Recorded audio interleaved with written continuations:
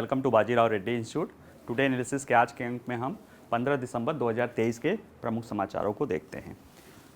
आज के अगर प्रमुख समाचार देखें तो तीन अलग अलग टॉपिकों का समाचार है।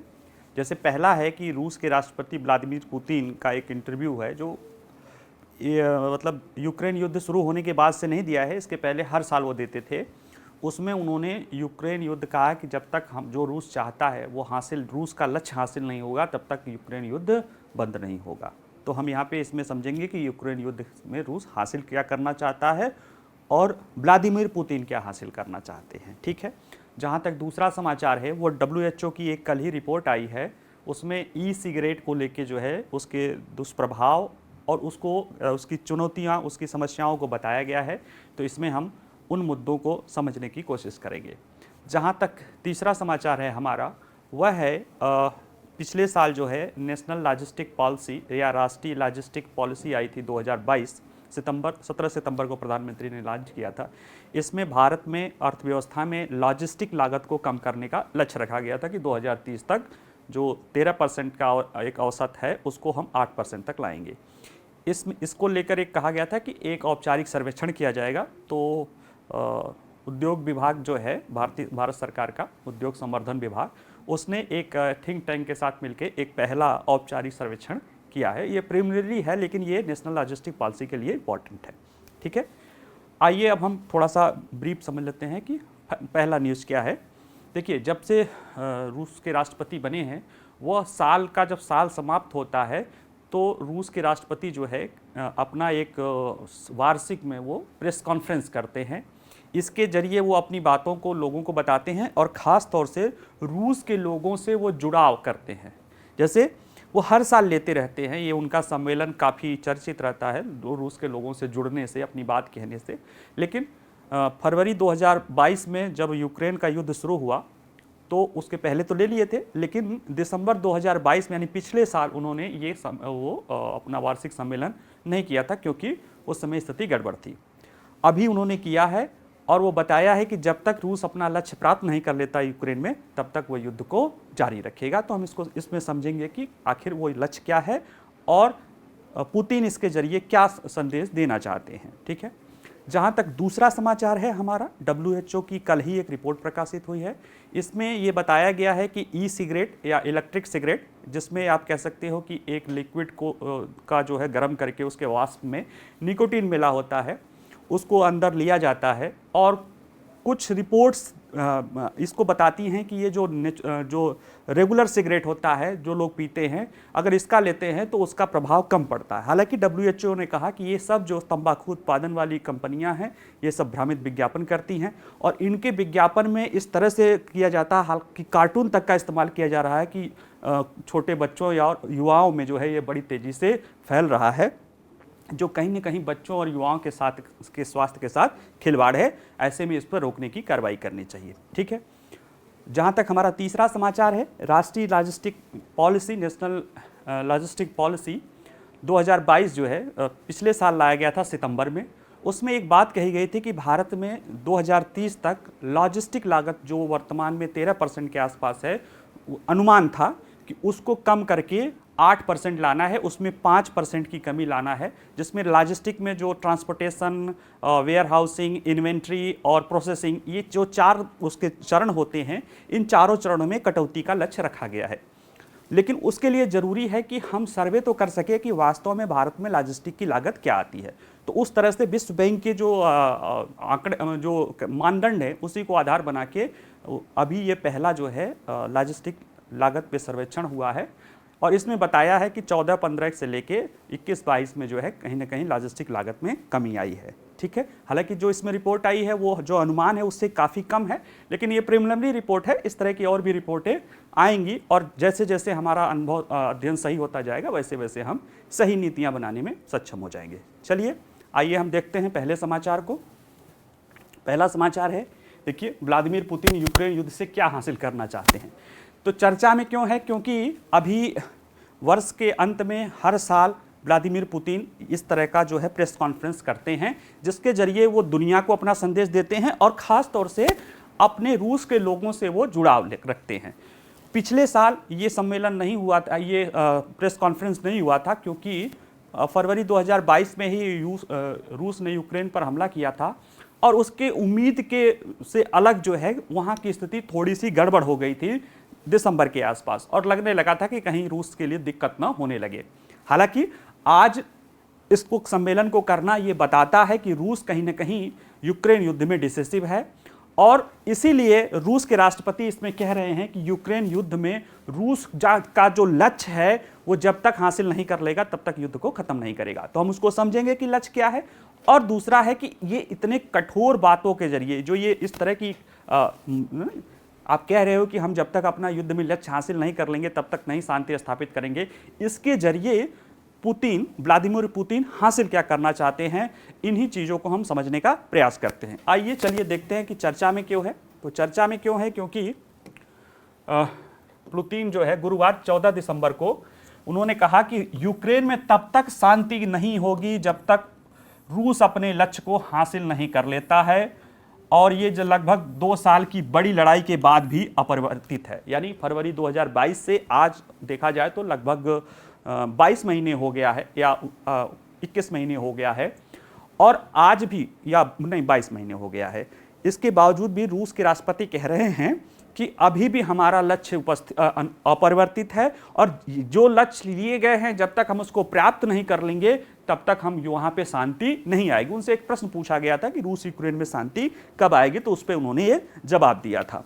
दूसरी बात है कि जब ये सम्मेलन है ये शुरू होने के बाद से साल के अंत में अपने पहले संवाददाता सम्मेलन, क्योंकि इसके पहले वो हर साल करते थे, लेकिन जब से रूस यूक्रेन युद्ध शुरू हुआ है उसके बाद ये उनका पहला संवाददाता सम्मेलन है जिसमें उन्होंने वो किया है। यानी कि अब देखेंगे कि आप रूस के राष्ट्रपति मिडिल ईस्ट भी जा रहे हैं और वो यहाँ पे आए हैं और अपनी बात कहे हैं। इसका मतलब है कि रूस को अब ये लगता है कि अब यूक्रेन युद्ध ज़्यादा दिन तक नहीं खिंच पाएगा, क्योंकि कहीं ना कहीं अभी आप जो जेलेंस्की हैं जो यूक्रेन के राष्ट्रपति हैं वो वहाँ पे गए हैं अमेरिका के राष्ट्रपति से, और उन्होंने कहा कि जितना हो सकेगा अमेरिका इतना करेगा।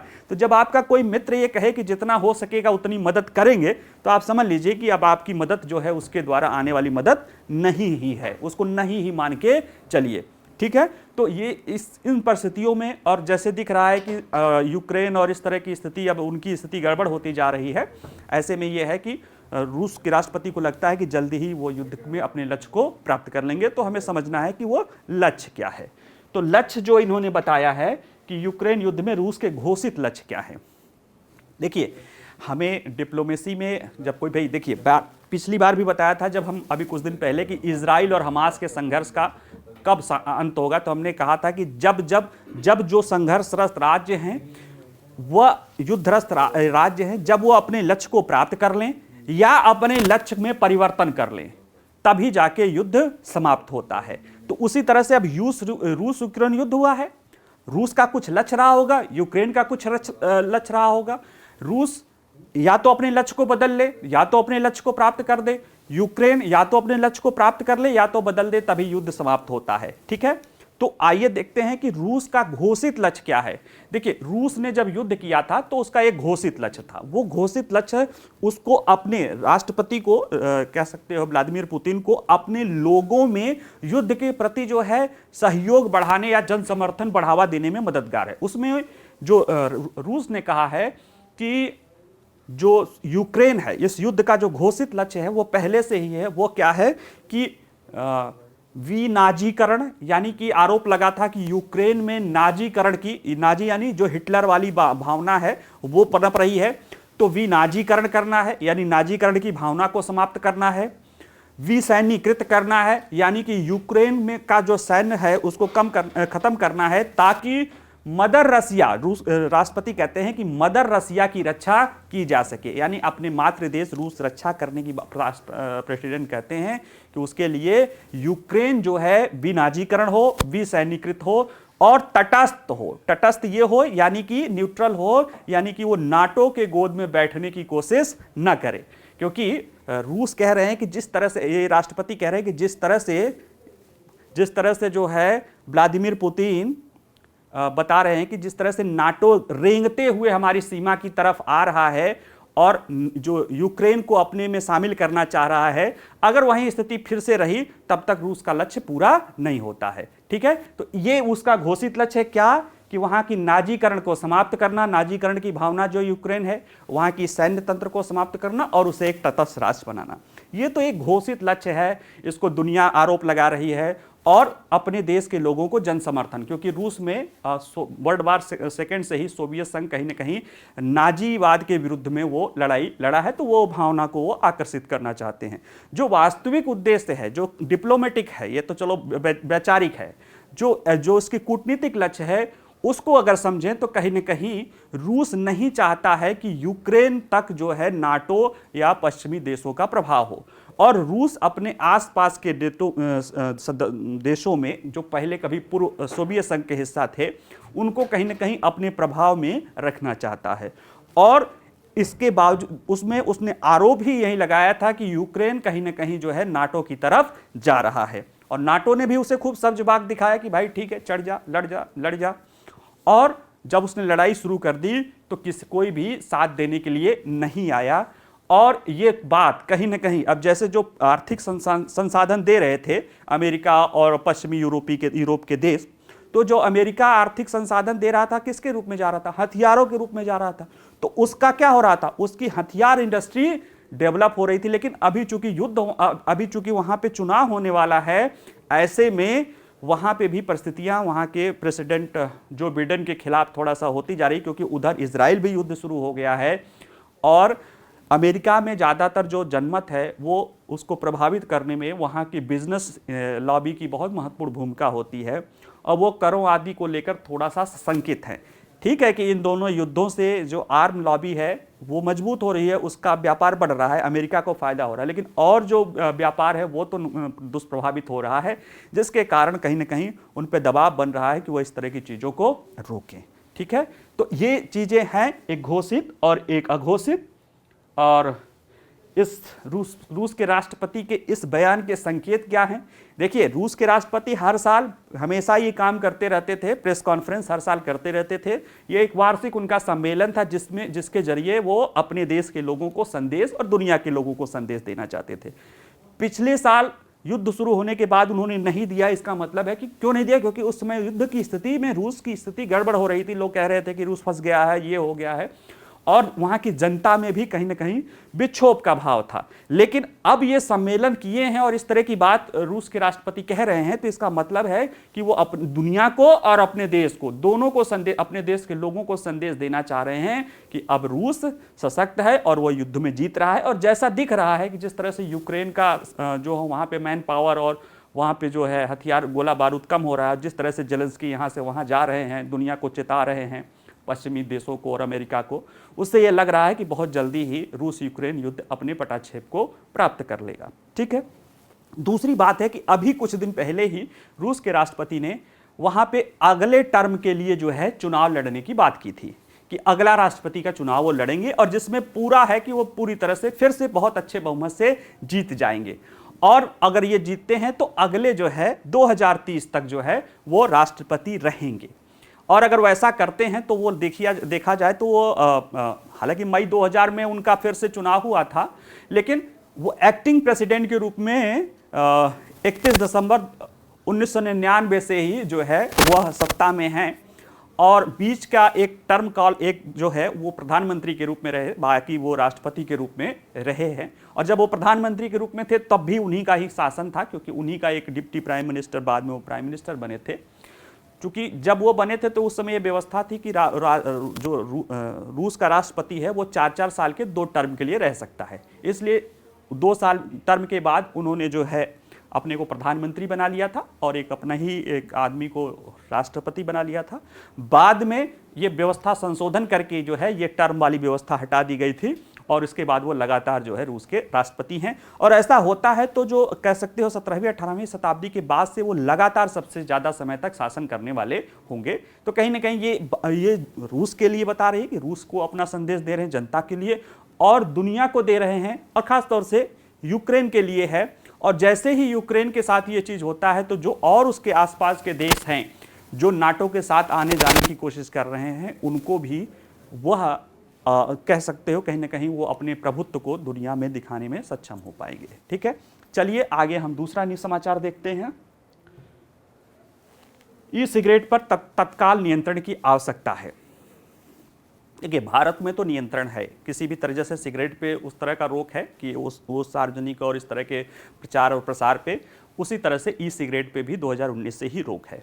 लेकिन ये जो न्यूज़ है इसमें ये मामला आ रहा है, जो WHO कहा कि ई सिगरेट से, जो ई सिगरेट लाया ही इसलिए गया था कि एक जो तंबाकू लॉबी थी उसको लगता था कि सिगरेट पर इस तरह का दुनिया पर प्रभाव है, नुकसानदायक, तो बंद आज नहीं तो बंद करना ही है। तो वो एक नया विकल्प के रूप में दिया था कि इसको लोग लेंगे, और वो कई सारा रिपोर्ट आदि प्रकाशित करवाया था, जिसको लेकर कोई अध्ययन नहीं है कि इसका जो है, जो सिगरेट पीने वाले हैं उन पर कम स्वास्थ्य का प्रभाव होता है।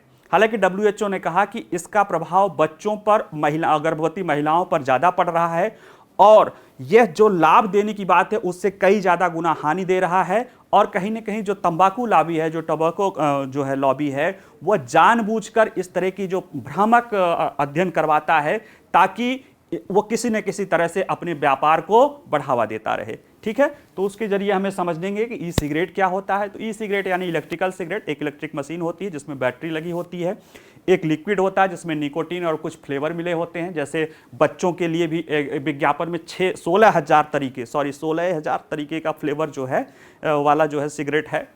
और कहीं ना कहीं जो है यह उसको जो लोग जब वो बैटरी से गर्म होता है तो एक वाष्प निकलता है, उस वाष्प में निकोटीन और कई सारे फ्लेवर होते हैं जिसको लोग लेते हैं, और उनको जो निकोटीन वाली जो चीज़ें होती है, जैसे जो सिगरेट पीने वाले होते हैं उसमें निकोटीन और बहुत सारी चीज़ होती है, उससे वो कहीं ना कहीं उनकी तलब को कम करता है, यानी उनकी तलब को पूरा करता है, जिससे लोग जो है नॉर्मल सिगरेट के अपेक्षा ये लेते हैं, क्योंकि ऐसा माना जाता है कि नॉर्मल सिगरेट का कई ज़्यादा नुकसानदायक होता है। लेकिन WHO की रिपोर्ट जो कह रही है कि ई सिगरेट कहीं भी नॉर्मल सिगरेट से कम नहीं है, और ये कहीं ना कहीं जो तंबाकू लॉबी है वो अपने तंबाकू उत्पादों को बेचने का नया हथकंडा अपना रही है, क्योंकि इसका प्रभाव ज़्यादातर बच्चों पर पड़ रहा है। ठीक है, आइए हम इसको समझते हैं। मुद्दा क्या है? मुद्दा ये है कि विश्व स्वास्थ्य संगठन ने कल ही 14 दिसंबर को एक रिपोर्ट प्रकाशित की। उसमें कहा कि बच्चों के साथ साथ धूम्रपान न करने वालों की सुरक्षा, यानी बच्चों और धूम्रपान न करने वालों की सुरक्षा के स्वास्थ्य संबंधी नुकसान को कम करने के लिए ई सिगरेट को नियंत्रित करने की तत्काल कार्रवाई की आवश्यकता है। और कह रहा है कि उत्पादों के रूप में ई सिगरेट को जनसंख्या स्तर पर तंबाकू का उपयोग छोड़ने के लिए प्रभावी नहीं पाया गया, क्योंकि ई सिगरेट जब लाया गया था, हम लोग तो पढ़े थे, जब वो आया ही था तो ये लगा था कि ये एक क्रांतिकारी है, इससे लोग तंबाकू छोड़ने में लोगों को मदद मिलेगी। लेकिन WHO ने कहा कि वो एक भ्रामक है, उसके उपयोग छोड़ने में कोई जो लाभ मिलता है वो कोई बहुत ज़्यादा नहीं है, लेकिन जो उसका नुकसान है किस पे है? बच्चों के धूम्रपान करने वाले, और जो है बच्चों के साथ जो उसमें महिलाएं हैं, यानी उसमें बहुत सारी चीज़ें शामिल हैं जिनके स्वास्थ्य पे दुष्प्रभाव पड़ता है, और जिसका जो सिगरेट छोड़ने का जो वादा है उसका कोई अध्ययन इसको नहीं मिला है। इसके बजाय जनसंख्या के स्वास्थ्य पर प्रतिकूल प्रभाव चिंताजनक सबूत सामने आए हैं। ये WHO का एक वो है। तो आइए समझते हैं कि ई सिगरेट क्या है। आप लोग जानते होंगे, फिर भी हम बता देते हैं कि ई सिगरेट या इलेक्ट्रिकल सिगरेट एक तरल को, यानी कोई लिक्विड होता है एरोसोल, उसको गर्म करते हैं, और जब गर्म होता है तो एक एरोसोल यानी जलवाष्प, और उसमें जो है उस लिक्विड का धुआं मिला के जो एरोसोल बन जाता है, वो धुआं ही कह सकते हैं, का उत्पादन करती है, जिसमें आमतौर पर निकोटीन होता है। निकोटीन क्या होता है? यह नियमित सिगरेट, सिगार और अन्य तंबाकू उत्पादों में जो नशा जो करता है ना, वो एक तरह से वो पदार्थ है, वो उसमें होता है, और इसको लोग एरोसोल को खींचते हैं, जैसे उसमें से धुआं निकलता है उसको खींचते हैं, यानी एक तरह से वो सिगरेट के रूप में काम करता है। और जो सिगरेट पीने वाले लोग हैं, जो नॉर्मली पीते हैं, उसमें अन्य भी बेंजीन और कार्बन डाइऑक्साइड और मोनोऑक्साइड और सारी चीज़ें जाती है, उसके जगह इसमें सिर्फ एरोसोल कहा जाता है कि निकोटीन जाता है, और कुछ और फ्लेवर आदि रहता है। तो इससे जो है जो और दुष्प्रभावी चीज़ें थी वो नहीं जाती फेफड़ों को, हालांकि निकोटीन जाता है। लेकिन इसमें उपयोगकर्ता जैसे जो सांस लिया उसने लिया, और जो छोड़ता है वो एरोसोल आसपास के लोगों को भी जा सकता है, यानी पैसिव स्मोकिंग की समस्या ई सिगरेट पीने वालों को भी दिखाई देती है। इसको लाया गया था कि ये इसके जरिए जो है ई सिगरेट, जो सिगरेट है उसको छुड़ाया जा सकता है, क्योंकि उस पर ज़्यादा दुष्प्रभाव है, ये उससे बेहतर है। तो क्या देखें कि क्या वास्तव में ई सिगरेट नियमित सिगरेट से कम नुकसानदायक है? हाँ, बिल्कुल कम है, क्योंकि ई सिगरेट में, एरोसोल में आमतौर पर नियमित सिगरेट के धुएं में जो 7000 प्रकार के रसायन होते हैं उसके तुलना में कम जहरीले रसायन होते हैं। बात ठीक है, लेकिन जो इसका मतलब ये नहीं है कि ये नुकसानदायक नहीं होता। इसमें ई सिगरेट में एरोसोल हानिकारक, हानि रहित नहीं है।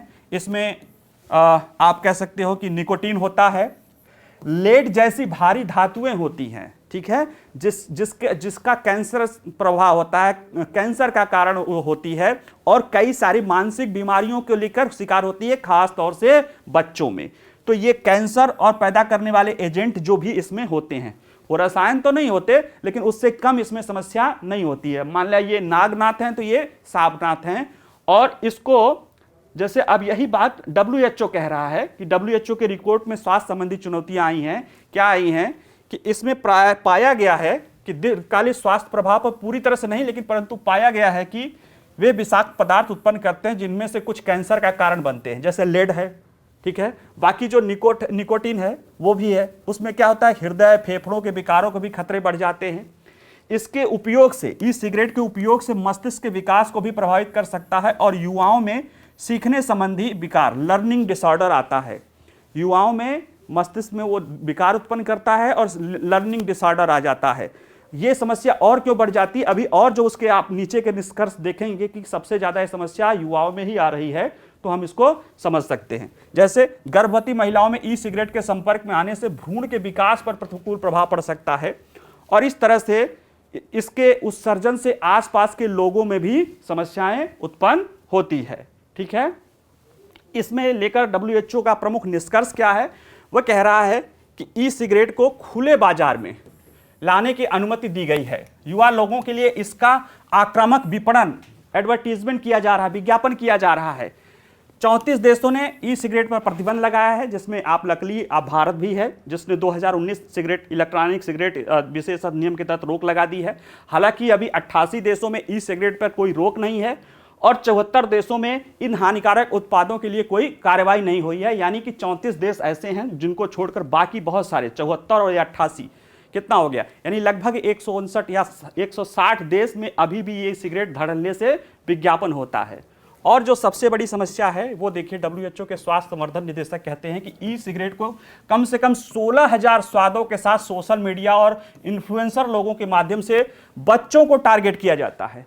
इनमें से कुछ उत्पादों में कार्टून चरित्रों का उपयोग किया जाता है, यानी कार्टून के जरिए ई सिगरेट का विज्ञापन हो रहा है, जिससे क्या हो रहा है कि ये बच्चों में इनका प्रभाव दिख रहा है, और ये बच्चों और युवाओं के बीच ई सिगरेट के उपयोग में चिंताजनक वृद्धि हुई है, और कई देशों में इसकी दर वयस्कों से उपयोग से ज्यादा है। यानी कई देशों में बच्चे या जो कम उम्र के युवा हैं ये ई सिगरेट ज्यादा पी रहे हैं वयस्कों की अपेक्षा। और अभी देखा था कि WHO ने माना है कि इसमें ऐसा तत्व होता है जो मेंटल डिसऑर्डर करता है, लर्निंग डिसऑर्डर आता है। तो ये कहीं ना कहीं बच्चों में वो समस्या, लर्निंग डिसऑर्डर डेवलप कर रही है, उनका मस्तिष्क को डिस्टर्ब कर रही है। और ये इतने बड़े पैमाने पर कार्टून का प्रयोग करके आप कर रहे हो, उसके जरिए क्या है कि लोग, ये इंडस्ट्री ने दिखाया है कि ये बहुत बेहतर है, तो उसको उनको छूट मिली है ज़्यादातर 160 देशों में, तो ये खूब विज्ञापन करके युवाओं को ले रहे हैं। और WHO के सभी क्षेत्रों में माना कि 13 से 15 वर्ष के बच्चे वयस्कों की तुलना में अधिक दर पे ई सिगरेट का उपयोग कर रहे हैं। और यह भी पाया गया कि जैसे बच्चा शुरू में ही अगर ई सिगरेट पी ले रहा है, तो अगर उसकी लत लग जा रही है, तो बाद में उसको नशे की लत की संभावना 3 गुना बढ़ जाती है कहीं ना कहीं। तो ये बताते हैं कि कहीं ना कहीं ये बच्चों के लिए बहुत गंभीर समस्या है। और तंबाकू उद्योग स्वास्थ्य को नष्ट करने का लाभ कमाता है, और स्वास्थ्य नीतियों के खिलाफ पैरवी करने के लिए सरकारों के साथ साथ नीति निर्माण की सेट पर, मेज पर सीट पाने के लिए वो ये सारा करता है। यानी जो ये ई सिगरेट की विचारधारा और सारा अध्ययन लाया ही इसलिए गया था कि जो है, जो उसका तंबाकू उद्योग है, जो नॉर्मल सिगरेट है, उस पर कहीं ना कहीं दबाव बन रहा है, तो उसके जगह ये लाया जाए। यानी इस तरह से नहीं, तो इस तरह से कान ना पकड़ो, तो इस तरह से कान पकड़ के वो अपने लाभ को कमाता रहे। लेकिन उसका नुकसान देखा जा रहा है कि बच्चों पर ज़्यादा देखा जा रहा है, और उसका जो प्रभाव है वो महिलाओं पर और जो नहीं पीने वाले लोग हैं उन पर भी पड़ रहा है। अतः WHO कह रहा है कि जो भी नीति नियंता हैं उन्हें ई सिगरेट के पर भी रेगुलेशन और कड़ाई करने के लिए जो है प्रयास करना चाहिए, इसको ध्यान में रखना चाहिए। ठीक है, चलिए अगला जो समाचार है वो है भारत में लॉजिस्टिक लागत पर पहला औपचारिक सर्वेक्षण। ये चर्चा में क्यों है? क्योंकि अभी DPIIT जो है वह और एक थिंक टैंक के साथ मिलकर एक सर्वेक्षण लाई है भारत में लॉजिस्टिक लागत की, और ये सर्वेक्षण जो है अभी पिछले साल लाए गए नेशनल लॉजिस्टिक पॉलिसी के तहत जो है लाना उसके लिए आवश्यक था। और इससे कहीं ना कहीं जो हमारी लॉजिस्टिक पॉलिसी के तहत जो हमें लॉजिस्टिक क्षेत्र में सुधार करना है उसके लिए जो कह सकते हो कि प्रोफार्मा या जो उसके लिए नीतियां बनानी होगी उसमें ये मदद कर सकता है। और जहां तक राष्ट्रीय लॉजिस्टिक पॉलिसी नीति का है तो ये जो है भारत में जो लॉजिस्टिक लागत है जो एक आम अनुमान है कि GDP का 13% के करीब है, जबकि वैश्विक औसत 10% है और विकसित देशों में 8% है। तो वही लक्ष्य है कि अगले जो है 2030 तक इसमें 5% की कटौती करनी है। तो आइए जरा इसको जल्दी जल्दी समझ लेते हैं, क्योंकि इसमें कुछ बहुत खास नहीं है, फिर भी देखते हैं कि आर्थिक थिंक टैंक है national council of applied economic research है। इसी ने किसके साथ, department for promotional of industries and internal trade DPIIT की इसको साथ मिलकर एक रिपोर्ट आई है। इसमें कहा गया है कि वित्त वर्ष 2021-22 में भारत की लॉजिस्टिक लागत 7.8 से 8.9% के बीच है, जो 2011-12 के दौरान 8.7 to 9.9 यानी अभी जो है 7 से अभी जो है 8% के आसपास है, जबकि 11-12 में जो है ये 9% के आसपास थी, ऐसा इसमें कहा गया है। हालांकि ये भी जान लीजिए कि अभी ये पूरी तरह से अर्थव्यवस्था के स्तर पे एक औपचारिक सर्वेक्षण है, क्योंकि सरकार के द्वारा ये किया गया है, सरकार के उस पर, लेकिन ये पूरी अभी डेटा नहीं दे पा रही है। ठीक है, चर्चा में क्यों है? क्योंकि इस सर्वेक्षण की रिपोर्ट की उपयोगिता जो देखिए DPIIT के सचिव हैं वो कह रहे हैं कि सरकार ने लागत कम करने और भारतीय उद्योग की प्रतिस्पर्धात्मकता बढ़ाने के लिए भारत की राष्ट्रीय लॉजिस्टिक नीति को सितंबर 2022 में शुरू किया गया था। यह सर्वेक्षण कार्य पिछले साल यानी जो इसमें शुरू की गई इस नीति के तहत लक्ष्यों में था। उसमें जो तय किया गया था कि हर सरकार जो है एक राष्ट्रीय लॉजिस्टिक जो है लागत सर्वेक्षण कराएगी। उससे क्या होगा, नीतियां बनाने में, कार्यक्रम बनाने में सरकार को जो है बेहतर डेटा, बेहतर आंकड़े उपलब्ध हो जाएंगे। ठीक है, तो इस तरह के रिपोर्ट के माध्यम से एक रूपरेखा विकसित की जा रही है, जिसका उपयोग विश्वसनीय लॉजिस्टिक लागत अनुमानों की गणना के लिए किया जाएगा। यानी अभी एक रूपरेखा, एक ड्राफ्ट बनाया जाएगा, उसके आधार पर जो विश्वसनीय लॉजिस्टिक लागत अनुमान है उसके लिए किया जा सकता है, और इससे कहीं ना कहीं देश में जो लॉजिस्टिक लागत है उसको कम करने में मदद मिलेगी। आइए हम इसको देख लेते हैं कि लॉजिस्टिक लागत नीति क्या है। तो सितंबर में 17 सितंबर को एक्चुअल में लाया गया था, 17 सितंबर 2022 को प्रधानमंत्री राष्ट्रीय लॉजिस्टिक नीति की शुरुआत की थी। इसमें जो है अमल करके लॉजिस्टिक लागत जो वर्तमान में अनुमान है कि 13% है। अब आप कहेंगे सर अभी तो आया है, तो उसमें अभी वो प्रीलिमिनरी है, पूरे भारत के स्तर पे उसको सटीक डेटा नहीं है, लेकिन जो अनुमान लगाया जाता है कि वो जो है 13% के आसपास आता है। इसको कम करके 8% तक लाना है। कब? ये 2030 तक इसका लक्ष्य है। और ये इससे क्या होगा कि मैन्युफैक्चरिंग सेक्टर में नए निवेश में बढ़ोतरी होगी। इसके लिए जो मेन है कि जो लॉजिस्टिक लागत है, अगर हम समझें कि लॉजिस्टिक में आप लोग सोच रहे होंगे कि सिर्फ जो परिवहन लागत है, नहीं, लॉजिस्टिक लागत में 4 तत्व होते हैं मेनली। वह है ट्रांसपोर्टेशन यानी कि परिवहन, वेयर हाउसिंग यानी जो सामान ले आ जा रहा है उसको रखने के लिए जो जगह का इस्तेमाल, इन्वेंट्री उस सामान को मैनेज करने के लिए जो चीज़ें चाहिए होती है, और ऑर्डर प्रोसेसिंग जो ऑर्डर आता है कहीं ले आने का उसका खर्चा। ये 4 चीज़ मिलके लॉजिस्टिक के लागत को मेंटेन कर 4 चीज़ मिलके लॉजिस्टिक लागत मेंटेन बनता है। और इसमें जो विवरण है जो अभी आ रहा है और जो लक्ष्य है, जैसे लॉजिस्टिक लागत ट्रांसपोर्टेशन खर्च अभी 6% है, वर्तमान में ट्रांसपोर्टेशन लागत 6% है, इसे 4% पर लाना है, यानी इसमें 2% की कमी करनी है, इसे 4% लाना है। और कैसे होगा? जो नेशनल प्रधानमंत्री गति शक्ति है, मल्टी मॉडल है, जो डेडिकेटेड फ्रेट कॉरिडोर है, जो हाईवे एक्सप्रेसवे बन रहे हैं, इन सारी चीज़ों से ये जो ट्रांसपोर्टेशन का खर्च है वो 2% कम करने का लक्ष्य है 2030 तक। दूसरा है वेयर हाउसिंग की लागत 3.5% है, इसे 2.5% करना है, यानी इसमें भी 1% की कमी है। ये कैसे होगा? जब यात्रा का समय कम हो जाएगा, जब यात्रा अभी 4 दिन लग रहा है और आपको कोई काम करना है, आपको कोई इंडस्ट्री है, तो आपको पता है कि जो भी ऑर्डर करोगे वो 4 दिन में आपके पास आएगा, तो आप कम से कम 8 दिन या 10 दिन का सामान रख के अपने पास चलोगे कि उसके जरिए ही, क्योंकि अगर आने में बाय द वे लेट हो गया तो हमारा उत्पादन बंद ना हो। लेकिन अब वो आने का जो 4 दिन है वो 2 दिन हो जाएगा, तो जो आप 10 दिन के लिए सामान रख रहे हैं उसको 5 दिन कर देंगे, तो उससे क्या होगा? जो आपका वेयर हाउस है उसका खर्चा कम होगा, उसका किराया कम होगा। उस तरह से जो है इसमें 1% कमी करनी है। और इन्वेंट्री लागत जो 2.5% है, इसे 1% तक लाना है। अभी देखिएगा, वेयर हाउस ही खर्चा और इन्वेंट्री लागत, यानी जब अधिक सामान स्टोर नहीं करेंगे तो उस सामान को मैनेज करने के लिए उस सामान आप कहीं से लाएंगे, तो जो अगर जितने सामान के लिए हम कह रहे 10 दिन तक आपने कोई सामान रखा, उसका बैंक से अगर वो जमा होता तो ब्याज मिलता, या उस तरह के रखने का जो खर्च है, तो इसमें भी 1.5% की कमी इसमें लाना है। किसमें? इन्वेंट्री में। कैसे होगा कि हमारा ट्रांसपोर्टेशन की स्पीड बढ़ जाएगी, तो ये इसका खर्चा भी कम हो जाएगा, वेयर हाउसिंग भी कम हो जाएगा और इन्वेंट्री लागत भी कम हो जाएगी। और उसमें ट्रांसपोर्टेशन खर्चे में जो जीएसटी आदि है, जो कह सकते हो आने से कहीं ना कहीं कमी आई है। और फिर जो ऑर्डर प्रोसेसिंग है, अभी 1% लगता है, इसको 1.5% तक लाना है, और इस सबको जोड़ लोगे तो 5% की ये कमी लाने का लक्ष्य है। तो आज के लिए इतना ही, मिलते हैं कल। बाकी आप लोग हैंड आउट पढ़ते रहिएगा, वीडियो लाइक करिए, शेयर करिए, कमेंट करिए। कुछ अलग से पूछना है तो उसी में कमेंट करके पूछ सकते हैं, कोई अलग से टॉपिक डिस्कस कराना चाहते हैं तो वो भी पूछ सकते हैं। ठीक है, चलिए, नमस्कार।